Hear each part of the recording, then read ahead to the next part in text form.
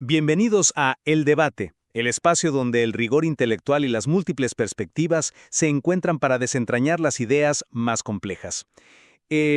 Hoy nuestro análisis surge de una revisión bastante extensa de la literatura científica, médica y nutricional sobre un alimento universal, un alimento consumido y reverenciado a lo largo de toda la historia humana, el cacao. Así es. Y hola a todos. La pregunta central que nos convoca hoy creo que es fundamental tanto para nuestra salud celular como para nuestra cultura alimentaria cotidiana. ¿Es el cacao un superalimento milagroso con beneficios neurológicos y cardiovasculares comprobados? ¿O la forma en que lo procesamos y consumimos en la actualidad lo ha convertido en una simple fuente de calorías vacías y una trampa de dopamina? Bueno, desde mi perspectiva, y apoyándome estrictamente en la evidencia bioquímica, argumento que la industria ha destruido los verdaderos beneficios del cacao puro. Esto mediante el procesamiento químico y, claro, la adición de lácteos. Como analista crítico de este tema, estoy convencido de que nos están vendiendo una adicción disfrazada de premio. Y yo sostengo una visión un poco más integradora. Defiendo que el cacao es un estimulante neurológico genuino y que el procesamiento culinario, lejos de ser un crimen industrial, es una herramienta absolutamente necesaria para hacer tolerable su amargor extremo.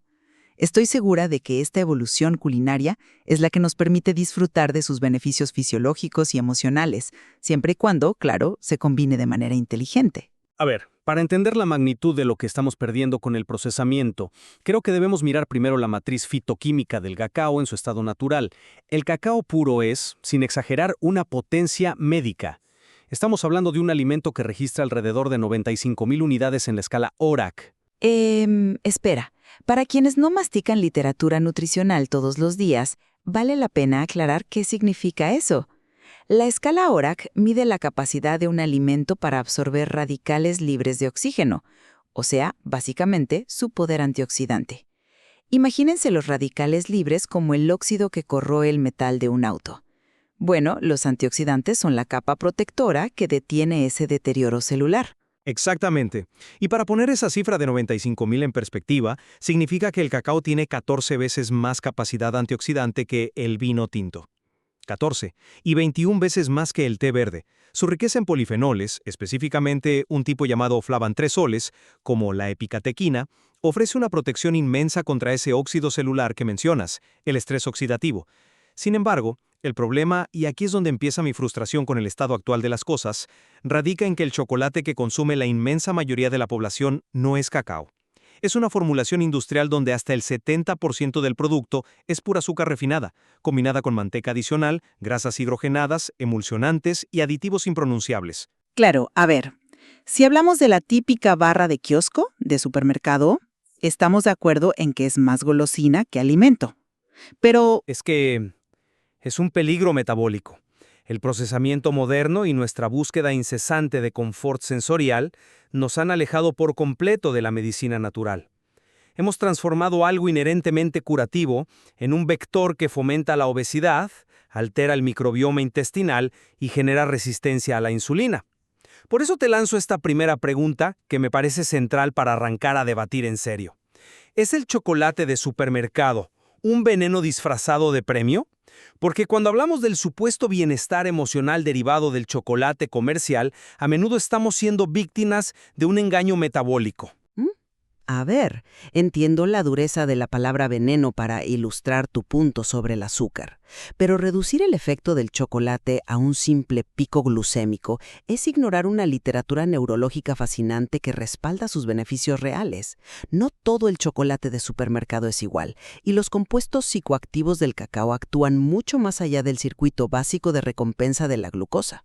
Pero los efectos en el ánimo que la mayoría experimenta al comer esa barra convencional son ilusorios. Son completamente temporales. Lo que están sintiendo es el impacto agudo del azúcar en la sangre, combinado con la sobreexcitación del sistema nervioso central causada por las metilxantinas del cacao, es decir, la teobromina, y un poco de cafeína. Esa combinación crea un ciclo de recompensa rápida y caída brusca.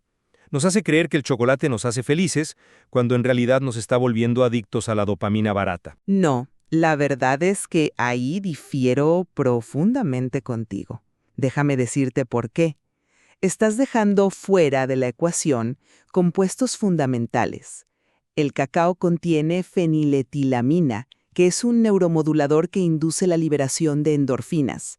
Para ponerlo en términos sencillos, es el mismo compuesto que nuestro cerebro produce en grandes cantidades cuando nos enamoramos. Genera una sensación de euforia muy genuina. Además, contiene anandamida. La palabra misma viene del sánscrito ananda, que significa felicidad o dicha. Es la molécula de la felicidad. Es un endocannabinoide natural que promueve una sensación de bienestar sostenido. No es solo un pico y una caída como pasa con el azúcar. Yo no niego la presencia de anandamida o feniletilamina en el grano crudo. El problema es la dosis efectiva que sobrevive en una barra comercial diluida, digamos, al 30% de cacao. Pero incluso en porcentajes del 70% que hoy en día encuentras en cualquier supermercado decente, los beneficios son tangibles. Y no olvidemos el flujo sanguíneo. Los estudios de resonancia magnética funcional son clarísimos. Consumir cacao aumenta el flujo de sangre a la materia gris del cerebro en las horas posteriores a su consumo. Esto promueve la síntesis de BDNF. El factor neurotrófico derivado del cerebro. Exacto. Imagínalo como un fertilizante de alta calidad para tus neuronas.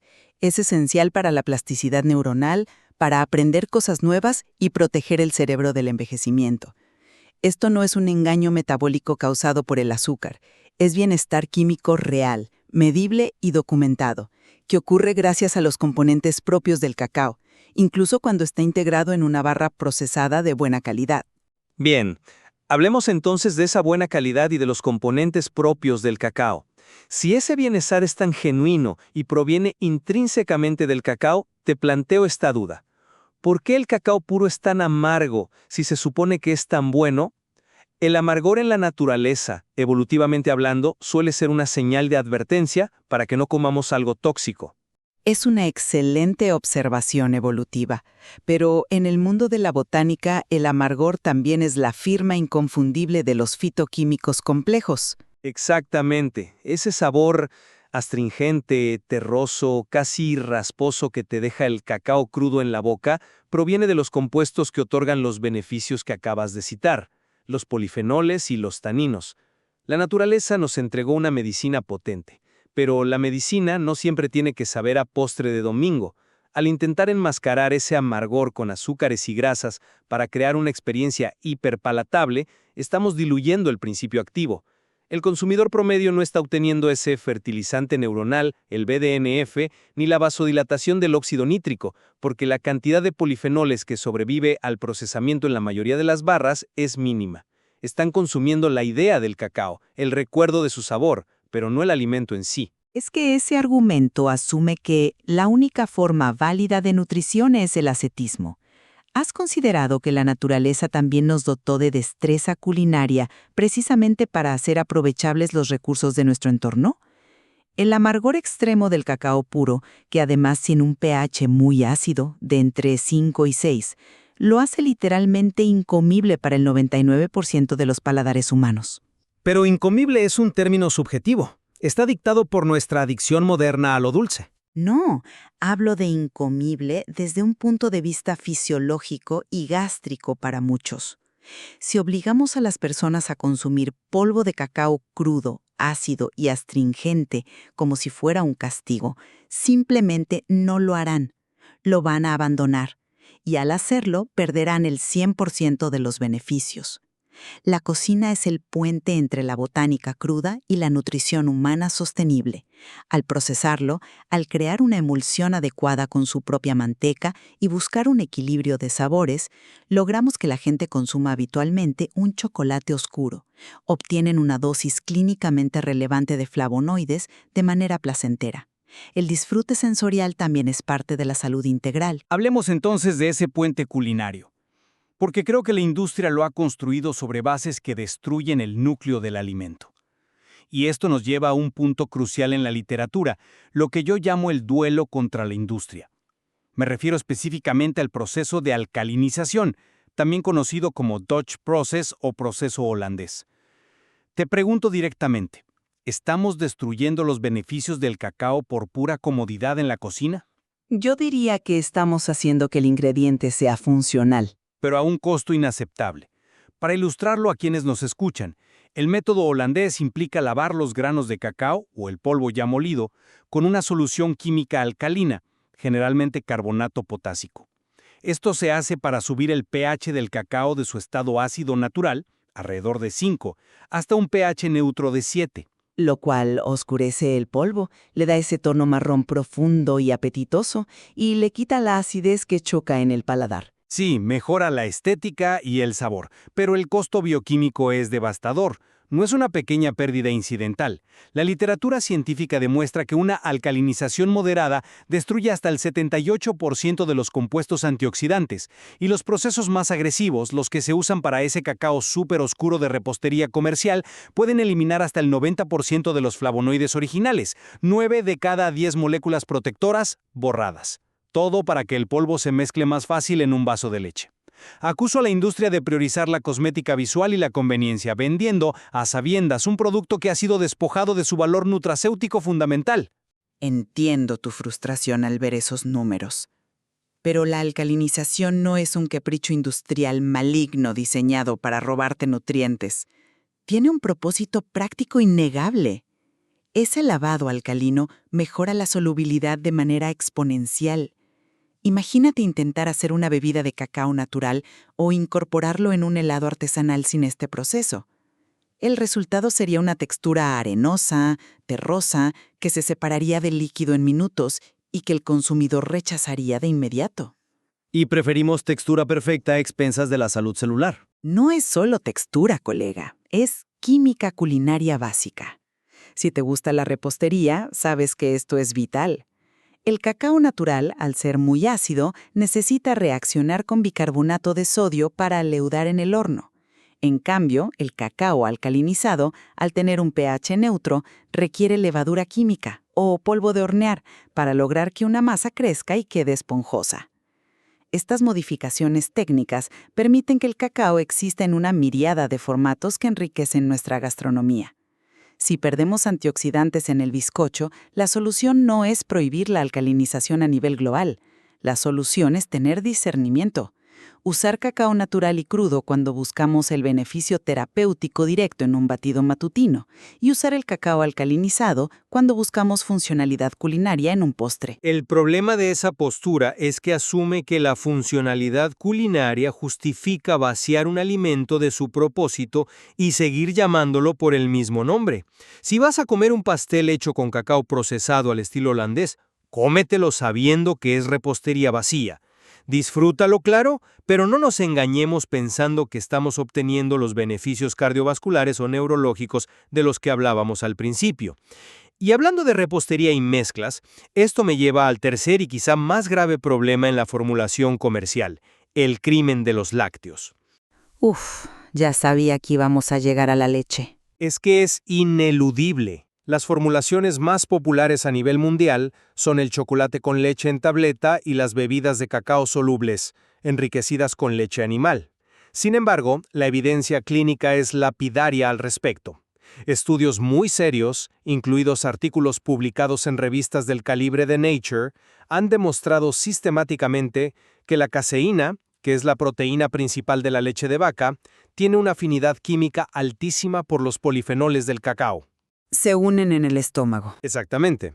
Imagínelo con una llave y una cerradura. La caseína se une tan fuertemente a los antioxidantes en nuestro tracto gastrointestinal que forma un complejo molecular demasiado grande para ser absorbido por nuestras células. Bloquea el acceso.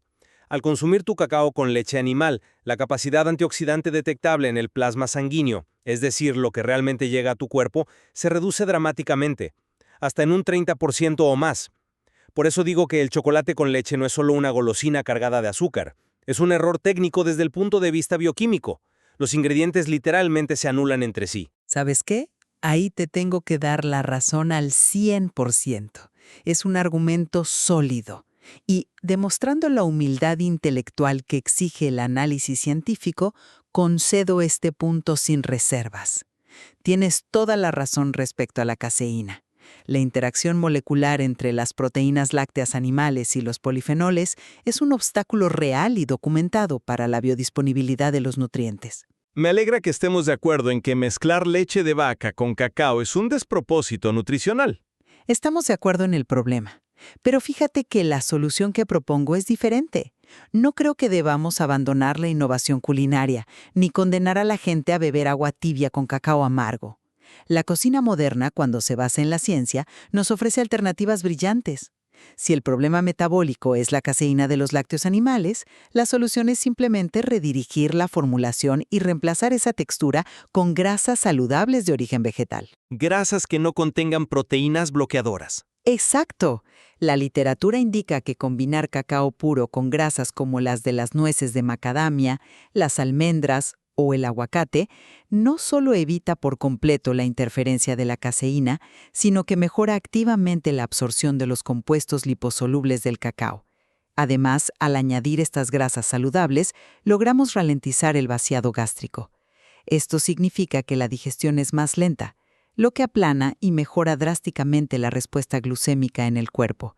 Evitamos el pico de azúcar, obtenemos la textura cremosa y maximizamos la absorción antioxidante. Es una forma muy astuta de resolver el problema bioquímico, lo admito. Añadir grasas saludables ciertamente mitiga el impacto glucémico y al eliminar la leche permites que los micronutrientes hagan su trabajo. Sin embargo, seguimos caminando por una línea muy delgada donde la responsabilidad recae completamente en el consumidor. Y mi conclusión de todo este análisis es que el consumidor moderno tiene que transformarse en un lector crítico casi clínico de etiquetas. Totalmente. La ignorancia nutricional ya no es una opción. Es que es la única defensa. Para obtener los beneficios reales del cacao de los que habla la ciencia, esa reducción genuina de la inflamación sistémica, la mejora en la elasticidad arterial mediante la producción de óxido nítrico y la neuroprotección que estimula el BDNF, debemos exigir cacao natural. Esto significa buscar productos que especifiquen ser no alcalinizados, absolutamente libres de lácteos animales y sin azúcares refinados añadidos. Tenemos que empezar a valorar este alimento por su increíble y compleja matriz fitoquímica, tratándolo con el respeto que merece un suplemento terapéutico natural, y dejar de categorizarlo mentalmente como una simple golosina de pasillo de supermercado. Existir en nuestro día a día. Modificar ligeramente el cacao para hacerlo accesible al paladar no es un pecado capital. Es adaptar inteligentemente la botánica a la biología y cultura humanas. El bienestar emocional que produce una excelente tableta de chocolate al 80% de pureza es innegable. Es científicamente válido, gracias a la anandamida y la fenitiletiamina. Y francamente, es un pequeño lujo necesario en una sociedad tan crónicamente estresada como la nuestra. Siempre y cuando no nos engañemos con los ingredientes. Por supuesto. Y para demostrar que lo saludable no tiene por qué ser amargo, difícil o sentirse como un castigo analítico, quiero romper un poco esta tensión teórica compartiendo algo muy práctico que cualquiera puede hacer hoy mismo en su casa. Imagínate esto, un mousse de cacao y aguacate. Suena algo que requeriría mucha explicación para convencer a la mayoría de probarlo. Te prometo que es espectacular. Tomas un aguacate bien maduro, de esos que están súper suaves, y lo procesas en la licuadora hasta que quede sedoso sin grumos. Ahí le añades polvo de cacao puro, no alcalinizado. Al hacerlo así, estás aprovechando absolutamente todos esos antioxidantes y manteniendo intactas las moléculas que nos hacen sentir bien. Lo endulzas ligeramente con un toque de stevia, o mejor aún, con unos dátiles o puré de fruta natural, y listo. Estás usando la grasa del aguacate como vehículo. Exacto. Usamos la grasa saludable del aguacate para aportar esa textura rica y cremosa que nuestro cerebro anhela. Esa misma grasa actúa como transportador para maximizar la absorción de los nutrientes del cacao en el intestino. Al mismo tiempo, evitamos por completo la caseína destructiva de los lácteos que tanto y con justa razón criticabas hace un momento. Con algo tan simple, demostramos que integrar la ciencia metabólica dura en la cocina diaria resulta en algo que no solo sana, sino que es absolutamente delicioso. Debo admitir que la formulación de esa receta es impecable desde el punto de vista bioquímico. Respeta las vías metabólicas que he estado defendiendo a lo largo de nuestra charla, manteniendo intacta la integridad de los polifenoles al evitar el azúcar refinada y la leche de vaca. Es un excelente ejemplo de cómo mirar el plato y la ciencia dura detrás de los ingredientes desde múltiples perspectivas puede enriquecer nuestro entendimiento y nuestra salud. De eso se trata precisamente. La complejidad del cacao desde sus orígenes hasta cómo lo procesamos nos enseña que rara vez hay una sola forma correcta de abordar un alimento. Es botánica, es química y es cultura. Además, hay muchísima más profundidad en el material de origen, especialmente en temas fascinantes como los estudios de biodisponibilidad cruzada, la importancia del origen del grano y los procesos de fermentación locales. Todo eso aún queda por descubrir para quienes quieran profundizar en la literatura. Así es un campo de estudio en constante evolución. Cerramos entonces nuestro análisis de hoy sin declarar una postura como ganadora absoluta, porque, como hemos visto, la verdad funcional se encuentra en la intersección precisa entre el rigor analítico de los componentes puros y su aplicación culinaria práctica. Invitamos a cada oyente a tomar su propia decisión, ahora más informada y consciente, la próxima vez que tenga frente a sí una barra de chocolate o un envase de cacao en polvo. Gracias por acompañarnos en este espacio de ideas.